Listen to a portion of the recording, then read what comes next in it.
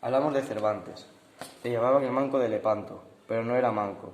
Don Quijote es la primera novela moderna. Fue prisionero durante 5 años. Intentó escapar muchas veces con sus hermanos. Por su rescate pagaron mucho dinero. Shakespeare lo admiraba. Fue vecino en Madrid de Lope de Vega y Quevedo. Muere pobre. El Quijote es el libro más traducido después de la Biblia.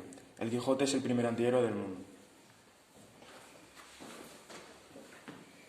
Gustave Doré pintó a Sancho como un hombre gordo. Cervantes nunca dijo en el libro que era gordo. Don Quijote era un hombre al que le gustaban los libros de caballerías. Tenía muchos libros y estaba todo el día leyendo. Le gustaba mucho y decidió ser caballero. Subió a su caballo, buscó una amada, consiguió un escudero.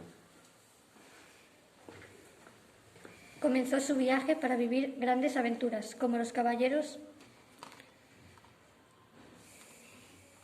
de sus libros. Como cuando atacó a unos molinos pensando que eran unos gigantes. Es que Don Quijote estaba un poco loco.